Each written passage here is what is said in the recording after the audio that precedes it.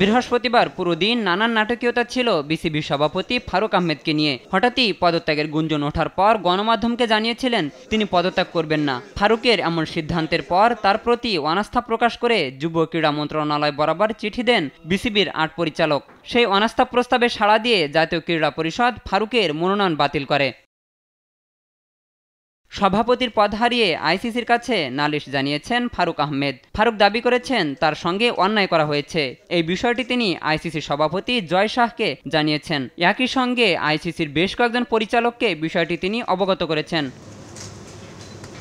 ফারুক আহমেদের সভাপতির পদ হারানোর পর নতুন সভাপতি হিসাবে সামনে এসেছে আমিনুল ইসলাম বুলবুলের নাম। সভাপতির দায়িত্ব নিতে প্রস্তুত আছেন বলেও জানিয়ে দিয়েছেন এই সাবেক ক্রিকেটার। এমনকি নতুন কাউন্সিলর হিসাবে তাকে মনোনীত করেছে জাতীয় ক্রীড়া পরিষদও। শুক্রবার বিকেল ৪টায় বোর্ড সভা ডেকেছে বিসিবি। এই সভাতেই নতুন সভাপতির নাম ঘোষণা করা হবে বলে জানিয়েছেন বিসিবির পরিচালক ইফতেখার আহমেদ মিঠু। সবকিছু বিবেচনায় আমিনুল ইসলাম বুলবুলি যে নতুন সভাপতি হতে যাচ্ছেন সেটা প্রায় নিশ্চিত। এখন শুধু আনুষ্ঠানিক ঘোষণা আসার অপেক্ষা। এদিকে শুক্রবার সকালে ফারুক আহমেদ দেশ ছেড়েছেন বলে গুঞ্জন ওঠে। এক বার্তায় সেই গুঞ্জন অবশ্য নিজেই উড়িয়ে দিয়েছেন ফারুক। সংবাদ সম্মেলন করে বিস্তারিত জানাবেন বলে জানিয়েছেন তিনি। শাহিনুর আলম, স্পোর্টস ডেস্ক, দেশ টিভি।